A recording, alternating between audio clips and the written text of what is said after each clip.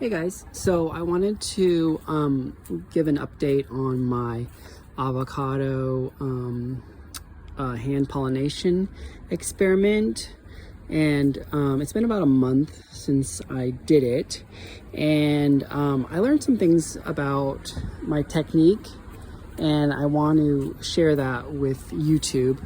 So at the beginning, as you saw in the video, I was doing basically hand, like I was doing the brush painting in the morning and the afternoon, and sort of like doing that. And I don't think it was as effective.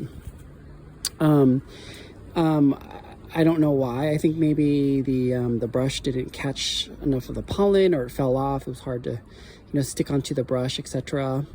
Because essentially, if you look at the flowers in the morning, in the sort of the morning time, or I'm sorry, the middle of the day, so around noon, and then like 4 o'clock, the flowers are very different. I believe it starts off in the mornings as female, at least for this variety here. So it had the little stigma that stood up, and then in the evening around 4 o'clock, the anthers and stamen would like pop open, and you could see them very, very distinctly. And most of them were the same. There was a few that were kind of confused and whatnot.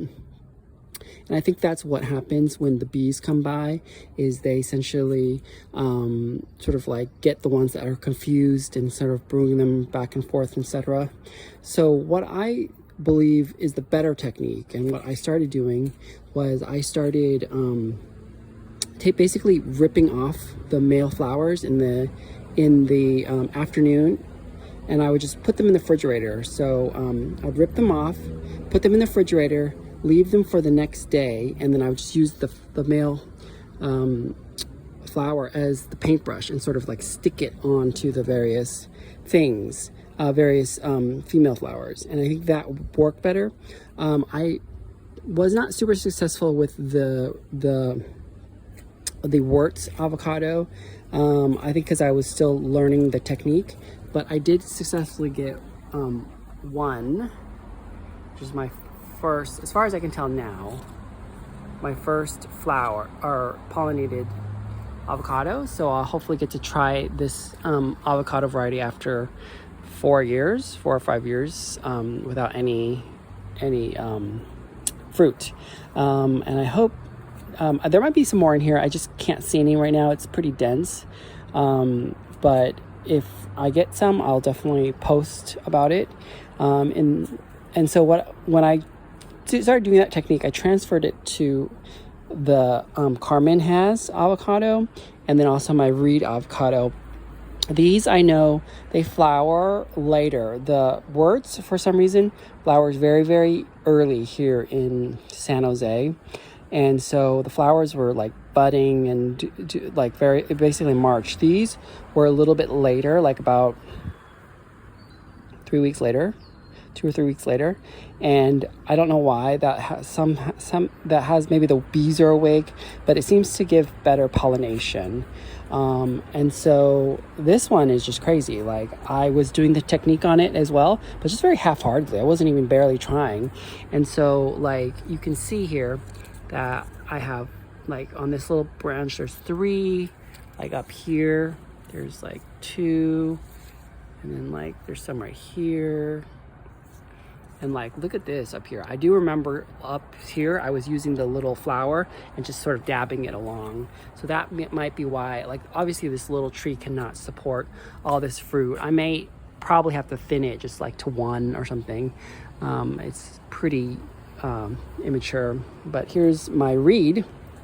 I also similarly kind of did the male flower, and I just sort of like dabbed it onto the various female ones the following day, and that worked better too. Like, you can see I have lots of pollination there. There's 2 here, there's 1 right here, there's some right here too, little ones right there, there's 1 right there, there's 1 right there forming. So you can see that it was successful. Oh, here's another one right here too. There's 2. So again, this one I don't not say it was all me. It might, part of it might be in the bees too. Here's 2 here. So the reed is very, oh, actually there's some more down here too. So you can see that like the reed is very, even if I didn't do anything, I think it would have probably been very good at self-pollinating, because I do remember last year it had a lot of fruit. This one had no fruit. The Carmen Haas had no fruit. So this year it has a lot of fruit set. I think it was due to the pollination. So what I was able to, because these were later set, I was able to use these, or actually the male flowers on that, and use it on these.